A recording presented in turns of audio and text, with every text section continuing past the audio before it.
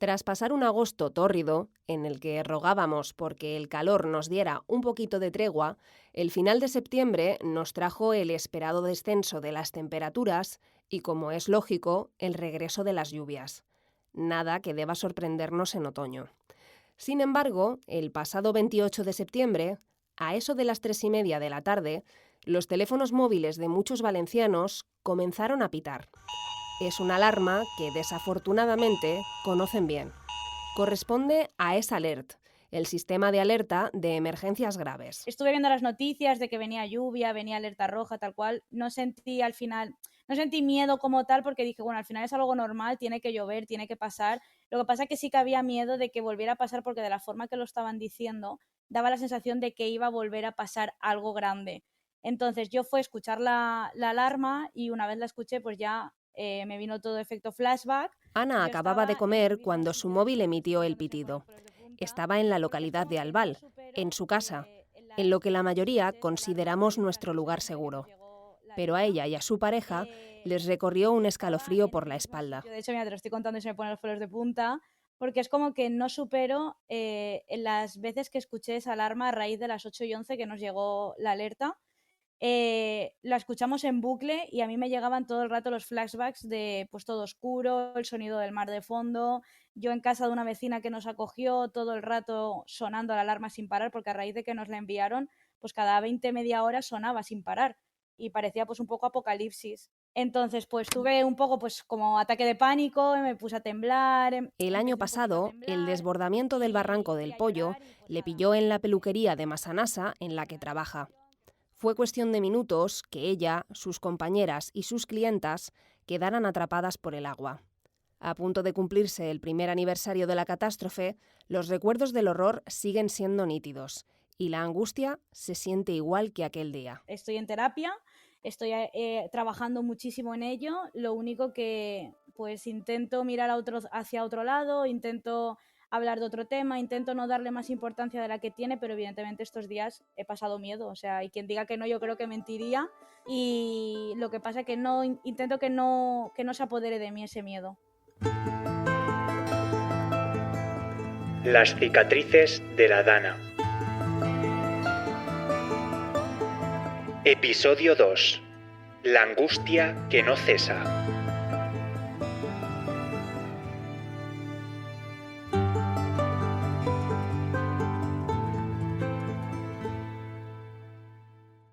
Cuando empezó a entrar el agua empezó a entrar a las 18:33 en mi trabajo.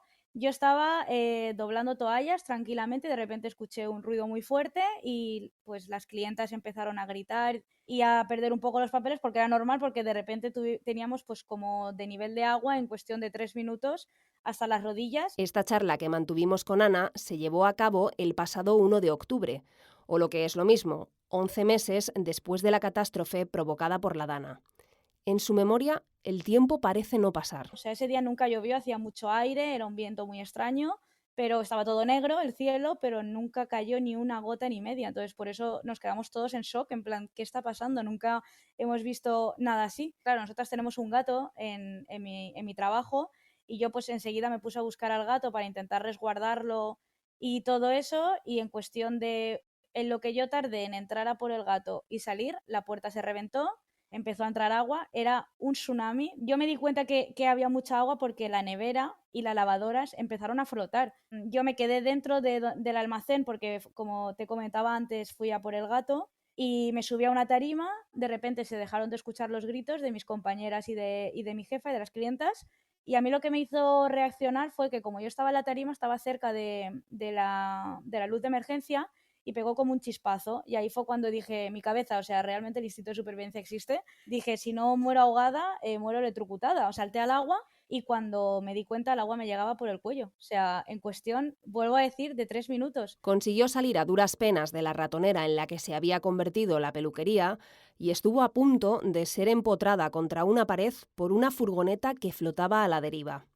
Casi de milagro pudo esquivarla y llegar hasta la verja a la que se aferraban sus compañeras. En cuestión de 10 minutos, que para nosotros fue como una hora, empezamos a gritar, llamar a la policía, a los bomberos, nada, no había nadie, estuvimos solos en todo momento, más que los vecinos que pues nos ayudaron. Y pues hasta que el hombre que nos rescató pudo reventar el cristal, José, pues estuvimos ahí enganchadas en la verja.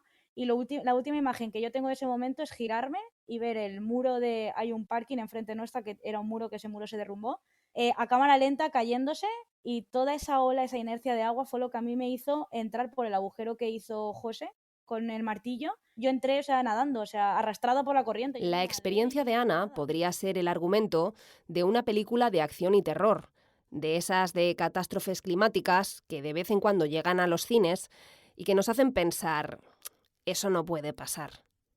Ella vivió ese miedo y angustia en un puñado de minutos. Claro, yo llamé a mi pareja cuando pasó todo esto que te he contado. Al principio que empezó a entrar el agua, yo lo llamé y le dije, el barranco se ha desbordado, no sé cuándo llegaré a casa, no te preocupes que cuando pueda voy a casa.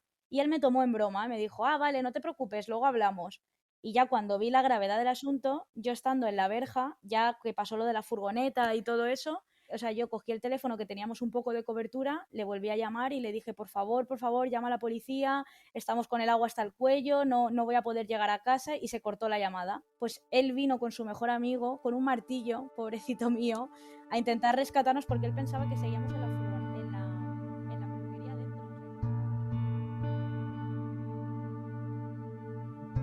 En el anterior capítulo descubrimos que tras una catástrofe así, el cataclismo mental no tiene por qué ser inmediato. Aquí la gente aguantó el tipo porque asumió que no podía quedarse de brazos cruzados. A nivel psicológico, las tareas de limpieza se convirtieron en un balón de oxígeno. Se sentían útiles en un momento crítico, incluso cuando asomaban esas dudas tan dolorosas sobre si podrían haber hecho algo más para salvar a otros. Yo lo que necesitaba era ayudar a gente, porque yo dentro del mal, yo pensaba, yo gracias a Dios he podido estar resguardada esta noche. Hay mucha gente que ha estado en el agua, que se ha quedado en su coche, yo necesitaba ayudar. O sea, yo estuve en shock hasta febrero por lo menos, pero bueno, yo lo que necesitaba en ese momento era ayudar. Pero aparcar los sentimientos tiene un precio. En un estado de shock y sin posibilidad de que nuestro cerebro pueda procesar las emociones lógicas tras una situación así, los problemas no desaparecen.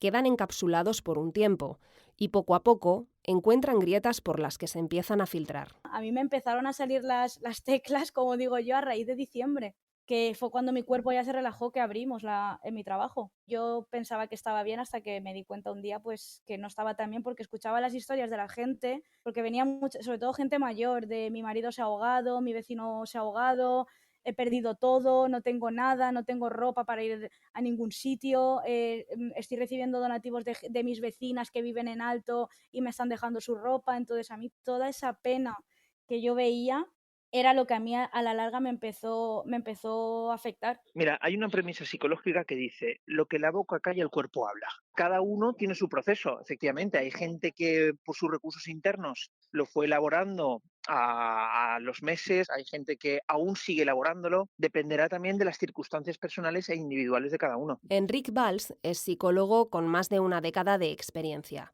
Trabaja en el centro de Valencia y en los últimos meses ha podido constatar las consecuencias de la dana. Bueno, pues las emociones son de una gran diversidad, ¿no? Entre emociones desagradables como irritabilidad, agresividad, miedo, obviamente, ansiedad, depresión.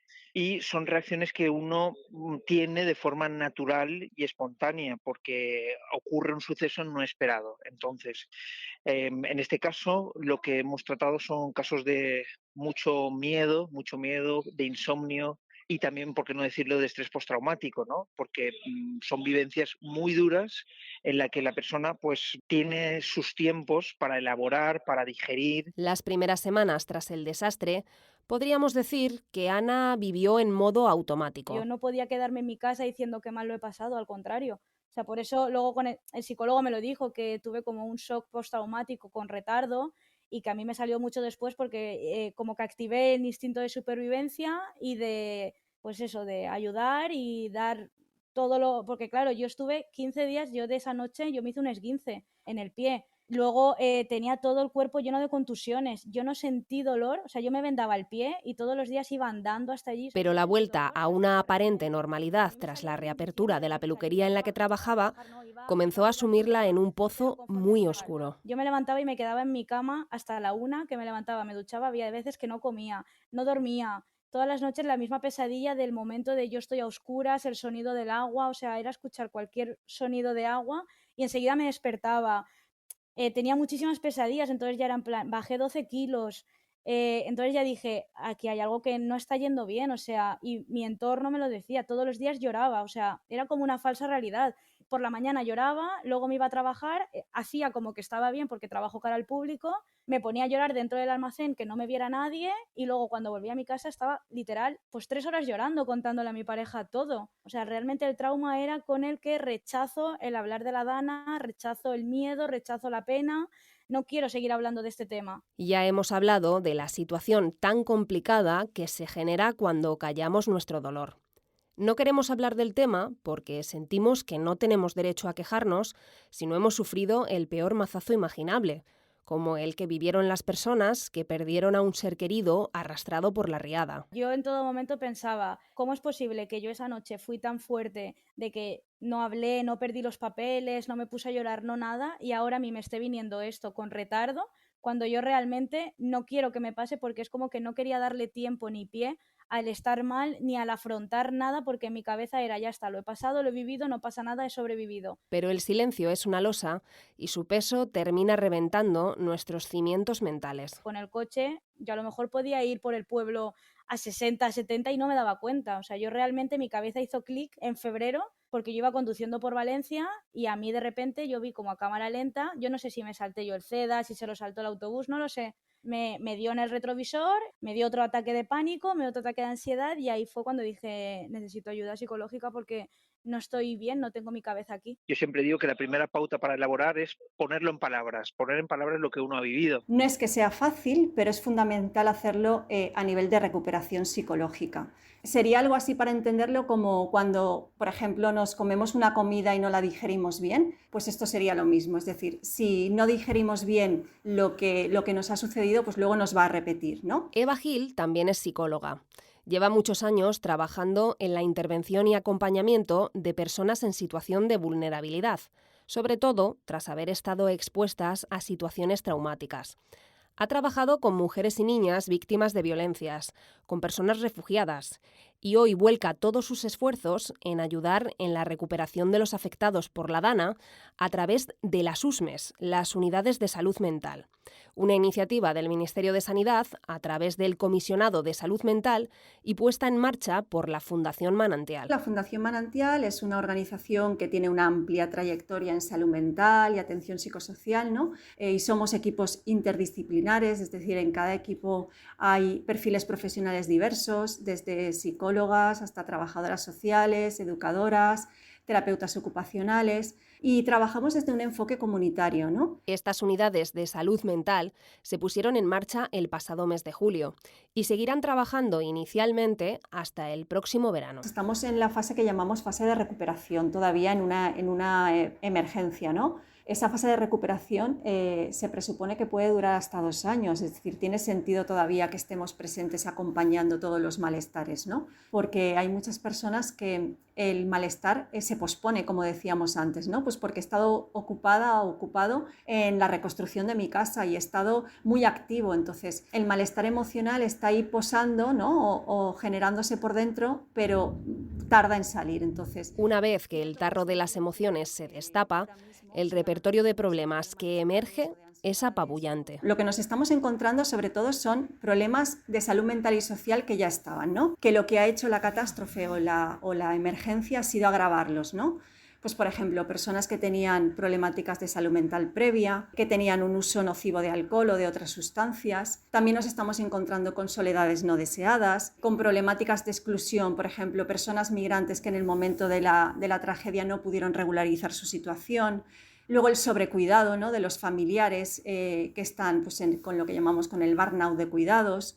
Luego hay otra parte que son los problemas producidos por la emergencia en sí, ¿no? Como es el duelo de las personas que han perdido a un familiar, los trastornos psicológicos asociados, ¿no? Que pueden aparecer como depresiones, ansiedad y algún trastorno de estrés postraumático. En ese gran inventario de dolores provocados por la Dana, hay una parte que llama mucho la atención, y es la de los miedos. Los miedos son diversos. Hay muchos miedos relacionados con la repetición del evento, ¿no? Cuando viene lo que decíamos antes, cuando hay lluvia, cuando hay alertas, cuando se escucha la palabra tormenta o dana, pues aparece ese miedo. Hay miedos también relacionados con la pérdida, ¿no? Pues a volver a perder de nuevo mi hogar. También están los miedos a los sonidos asociados, como este que estáis escuchando, el sonido de tormentas, incluso también de las sirenas de emergencias, que en aquel momento fueron muy reiteradas y muy repetitivas, ¿no? Y se han quedado como un sonido que puede generar una respuesta traumática. Y luego también miedos relacionados con aquello que tiene que ver con la seguridad personal y familiar, ¿no? Pues miedo a no poder proteger a mis seres queridos, a que les pase algo, miedo a la muerte. Y por último, otro grupo de miedos podrían ser los miedos sobre el futuro, ¿no? Miedo a lo que va a pasar, miedo a no volver a ser la misma persona, miedo a no ser el de antes, al abandono institucional.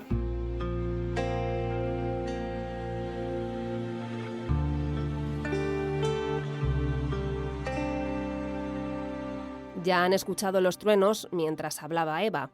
El día que charlamos, caía una tormenta descomunal en su localidad. Para una persona que sufrió las inundaciones, un sonido, un olor o una imagen puede ser suficiente para activar la ansiedad. A Ana, los avisos de lluvias intensas de las últimas semanas le han hecho reconectar con su mayor miedo. El miedo que yo tengo es, sinceramente, el más marcado, el que más tengo interiorizado, es la oscuridad, sitios cerrados, el no controlar, el no ver lo que está pasando a mi alrededor. Eso sí, yo fui por la mañana a ver el barranco para ver cómo estaba, entonces ya volví a casa y le dije a mi pareja, mira, el barranco lleva agua, pero es un agua normal, pero es que no te fías, o sea, es el miedo de que de repente está bien y de repente te cambia el aire, se te pone todo negro y adiós. Entonces es el miedo al que vuelva a pasar otra vez. Pues es un día complicado, porque lo que suele suceder es que las personas se vuelven a reactivar, ¿no? Sobre todo por toda la respuesta que ha habido en un primer momento, que era de supervivencia, y que si no está trabajada, ¿no? Que es lo que llamamos el estrés agudo, si no está trabajada y se traumatiza, lo que suele suceder es que, bueno, pues ante estresores de este tipo que te recuerdan a lo que has vivido, tu cuerpo se vuelve a poner en alerta, ¿no? Porque el cerebro no recuerda o no es capaz de diferenciar si lo que está viviendo ha pasado o está pasando. Entonces, todo aquello que me recuerde a la catástrofe o a la emergencia, mi cuerpo va a reaccionar como si se tuviera que poner en situación de supervivencia. Estos sentimientos, en realidad, pueden surgir en cualquier momento, no solo en situaciones similares a las de la catástrofe. Ana ya lo vivió en pleno verano. Pues mira, en agosto yo tenía vacaciones y yo me fui en ferry tal cual a Cerdeña. Yo no pude entrar en el barco, ni en el camarote. Yo estuve 13 horas en la parte de arriba del barco, yo no pude bajar ni entrar para nada por el hecho de que al no ver el mar, no ver lo que pasa a mi alrededor, no controlar, o sea, yo necesitaba estar al aire libre, que me dé mucho el aire, no puedo estar encerrada. No puedo ni a oscuras, ni escuchar el ruido así fuerte del mar. Yo soy una sirenita y me encanta el mar, me encanta la piscina, me encanta todo. A mí se me quedó el trauma de zambullirme, o sea, el nadar, el bucear, todo eso lo he ido trabajando durante este verano, tanto con mi psicólogo como con mi pareja, y he mejorado mucho, pero el miedo a cerrar los ojos y notarme dentro del agua, ese miedo yo creo que se va a quedar de por vida conmigo. El psicólogo Enric Valls enmarca estas reacciones dentro de lo que podemos esperar tras un suceso así, y añade que, en realidad, son sentimientos a los que debemos acostumbrarnos. Bueno, yo siempre digo que el primer año es el año de las primeras veces, ¿no? Las primeras lluvias, el primer aniversario, la primera fecha señalada, incluso recordar, rememorar. Entonces, este suceso que no solamente ha impactado a nivel de Comunidad Valenciana, sino a nivel nacional e internacional, va a estar siempre en nuestro inconsciente colectivo. Lo que ocurre es que al inicio, pues esa intensidad aumenta, los miedos van a aparecer. Lo que pasa es que al final, cuando en psicología decimos, cuando uno se va exponiendo y va viendo que esa parte catastrófica no ocurre, va normalizando y naturalizándolo. Pero esto va a marcar y va a dejar huella en la sociedad.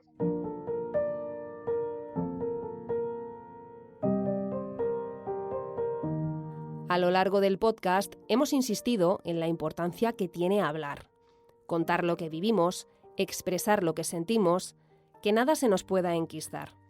La labor de los psicólogos, psiquiatras y agentes sociales es primordial. Gracias a mi psicólogo, que sigo en tratamiento todavía, yo siento que he avanzado mucho a la hora del poder hablar del tema sin llorar. O sea, a mí las clientas me cuentan sus historias y yo antes me ponía a llorar, como te comentaba, me metía en el almacén y no quería que nadie me viera. Ahora pues me pongo a llorar por dentro, no me salen las lágrimas, pero yo tengo los pelos de punta en todo momento. Lo que pasa que como que volvemos al no quiero que me vean mal, ni quiero, pues yo como que le quito mucho peso, porque me ha venido muy bien también la terapia. Enric Valls nos cuenta cuáles son los pilares en la intervención tras la catástrofe. Lo que hay que hacer es escuchar, es acompañar, evitar frases como, bueno, esto es algo que podría ser peor, o esas frases que muchas personas dicen de forma natural, ¿no? O incluso yo siempre digo la pauta que es que cuando no sepas qué decir, no digas nada, porque la persona lo que siente es un dolor del presente, no le valen explicaciones del futuro de esto va a ser una etapa, o bueno, en fin, entonces hay que validar emocionalmente. La persona tiene que gastar las emociones. Después de la validación emocional, de la escucha,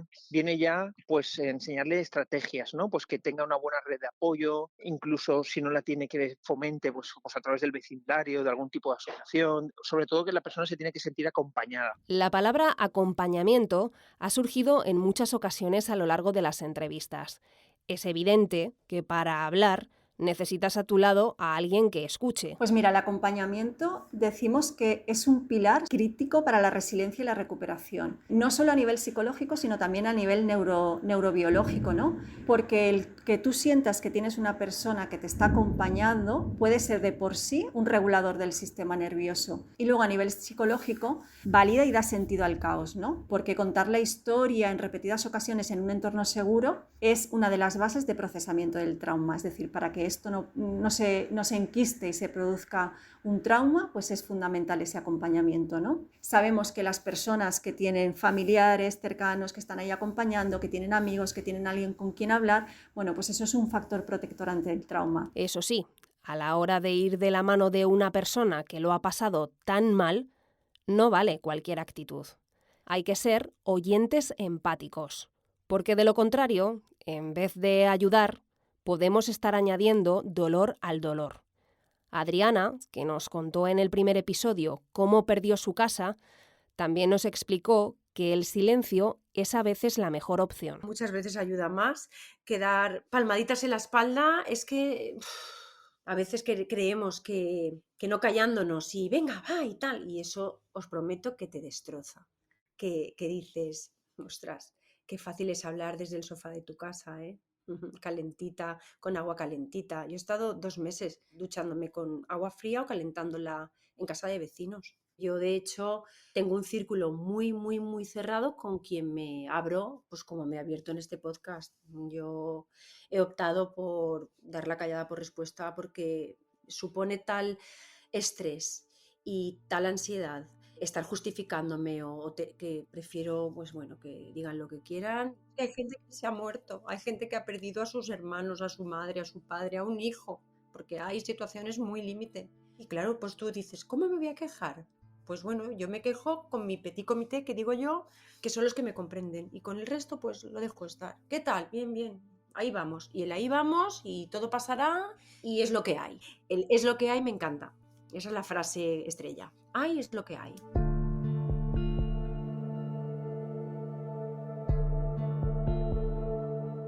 Mientras escribíamos este podcast, caímos en la cuenta de que cada vez que hablábamos de los que se habían visto afectados por la Dana, pensábamos en personas adultas y en mayor o menor medida capaces de valerse por sí mismas.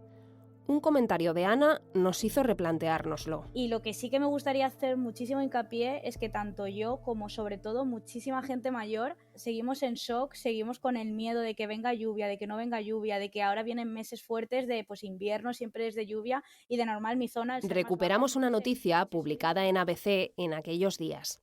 En ella leemos que más de un centenar de los fallecidos superaba los 70 años. El de los ancianos fue un sector muy castigado por las riadas y a día de hoy sigue sufriendo mucho. Sí, y también son los grandes olvidados porque vivían en bajos y los bajos fueron los primeros afectados. Ahí en el tema de las personas mayores se encuentran también que van peleando un poco con ciertas circunstancias de vida, por ejemplo el aislamiento social, la dificultad física. Entonces ahí es muy importante que tengan esa red de apoyo social. Si no lo tienen por parte de la familia, por eso digo que las instituciones, insisto, asociaciones, voluntariados, ¿no? Entidades públicas, incluso privadas, que se dedican a acompañar y es súper importante. La gente mayor con lo que más se encontró fue con la sensación de soledad y de no sentir en los días posteriores que estaban a solas ante una situación absolutamente tan dramática, donde hemos explicado antes lo importante que era la sensación de sentirte acompañado por gente que aunque no conozcas está ayudando. Belén Colomina, psicóloga que nos acompañó en el primer episodio, ahonda en la necesidad de que esas personas que se sintieron desvalidas encuentren un apoyo que les ampare y cobije. Entonces el sentir que alguien de momento te da como una normalidad de señora María, vamos a sentarnos a jugar un ratito a las cartas. Ese ratito para ellos era una gran bomba de oxígeno y una reconstrucción emocional absoluta, ¿no? Y todo eso son como pequeñas acciones que realmente tienen una resonancia tremendamente grande, humana y compasiva en toda la gente, sobre todo en niños y en mayores. Los niños, otro grupo al que no estábamos prestando demasiada atención. Tal vez piensen que las secuelas psicológicas que están acarreando los chavales son también muy severas. Aquí el panorama es algo más alentador. En ocasiones el adulto proyecta los miedos más en los niños y los niños no lo viven con tanta intensidad. De hecho, te tengo que decir que son más resilientes de lo que nosotros pensamos. Eso no quiere decir que es verdad que hay niños que han vivido una situación traumática y eso pues lo tienen que elaborar. En el caso de los niños no lo hacen a través de la palabra, lo hacen a través de las somatizaciones, que eso siempre lo remarco, ¿no? Es decir, para saber cómo está un niño, obviamente hay que preguntar, hay que acompañar también, pero las somatizaciones son claves porque en ocasiones no saben cómo poner, obviamente, lo que sienten en palabras. Entonces, problemas digestivos, cefaleas o migrañas. Sí, los niños pudieron elaborar el suceso a través de la expresión gráfica, dibujando, expresando con sus juegos en los colegios. Cuando luego volvieron a las aulas, hubieron grupos donde pudo haber esta ventilación emocional y acompañamiento. Pero para que un niño llegue a ese momento es vital que en el primer impacto, en los primeros momentos, se sienta acompañado y regulado por un adulto. Los que sí que tuvieron la suerte de estar acompañados en ese momento, la regulación emocional para ellos ahí en ese momento fue vital porque se le trasladó seguridad a los niños, ¿no? De, bueno, está pasando eso, pero nosotros estamos a salvo. Y esa situación te ancla a una resiliencia. Pero hubieron niños que no estuvieron tan acompañados y desde ahí también se complica. Los niños han tenido miedo, pero han sido mucho más fuertes de lo que esperábamos, porque al final es como que ellos lo han vivido. El otro día lo hablaba con un chiquillo que viene a la pelu que siempre le corto el pelo, y yo le decía, él me hablaba con total normalidad esa noche.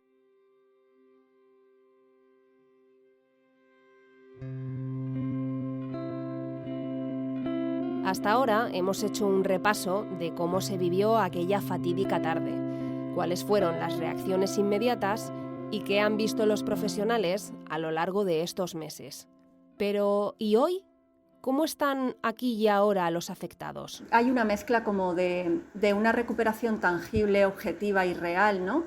Sobre todo porque se están viendo avances en infraestructuras principales, en carreteras, pero queda mucho trabajo por hacer a nivel psicológico por todas las heridas que aún hay abiertas, ¿no? Y hay una realidad invisible donde están emergiendo pues ahora mismo los problemas de salud mental que comentábamos antes, más generalizados, ¿no? Como pueden ser síntomas de ansiedad, depresión, desesperanza, los duelos complicados. Entonces, te diría que físicamente están más recuperados, pero emocionalmente siguen agotados y vulnerables. A mí me dices, es que el mes que viene hace un año, es que no me lo creo. O sea, para mí sigo estando en mi casa, que me voy a trabajar y a las 3 horas pasa todo eso. Pero yo y mucha gente, o sea, estamos creo que todos igual. Si un año después de la Dana las preocupaciones y miedos acompañan a las víctimas allá donde van, cabe preguntarse si en algún momento sanarán las heridas. Pues mira, no hay un tiempo universal para sanar, no podemos hablar de tiempos, ¿no? Y luego también hay que especificar o explicar qué significa sanar, ¿no? Porque hay veces que las personas piensan que sanar es olvidar, ¿no? O volver a ser el mismo que era antes, ¿no? Y cuando vivimos un acontecimiento traumático, pues no vamos a volver a ser las mismas personas, ni tampoco vamos a olvidar, porque olvidar es un mecanismo contra natura, ¿no? Entonces, de lo que se trata es de aprender a vivir con lo sucedido, de integrar, bueno, la experiencia en la propia vida, en nuestra historia de vida, y sobre todo reconstruir esa sensación de seguridad y significado que teníamos antes del evento, ¿no? Del evento traumático. Y luego hay una herida que es como cuando se rompe un jarrón, que siempre hay una grieta que aunque se junte, sabes que ahí se rompió algo, ¿no? Y tienes que rehacer tu vida y lo haces, pero sabes que hay una grieta que no te gusta en el jarrón. Es como un duelo. Tú puedes llegar a rehacer tu vida, puedes llegar a volver a estar bien, pero siempre hay un vacío o un dolor que existe dentro de ti, ¿no? Si el duelo fue importante y fue una persona importante para ti, esa grieta siempre va a estar. Entonces el acompañamiento en esos momentos es que esa aceptación del vacío o del dolor pueda no llegar a interrumpir tu vida, que puedas llegar a seguir caminando de una manera amable contigo mismo y de una manera que puedas volver a recuperar la confianza en la vida o la estabilidad. En lo que sí que sigo anclada es en las marcas del agua. O sea, la marca del agua sigue estando y yo delante de mi peluquería se ve la marca. Yo allá donde voy por el pueblo, voy por donde sea andando o conduciendo y voy todo el rato diciendo, mira, ahí entró el agua tanto, ahí el agua está más bajo, ahí. Entonces mi cabeza sigue en el bucle. Ana, Patricia, Adriana están recomponiendo sus vidas. Ellas y los miles de afectados por la Dana saben que el camino que queda por delante es largo y que tendrán que aprender a convivir con el recuerdo de aquella oscura tarde en la que el agua arrasó con todo lo que encontró a su paso. Las cicatrices de la Dana es un podcast del diario ABC, dirigido, guionizado y narrado por María Romero, con la producción de Raquel Alcolea, Carlota García y Juan Vitrián. Grabaciones a cargo de Íñigo Martín Ciordia. Disponible en abc.es y en todas las plataformas de audio.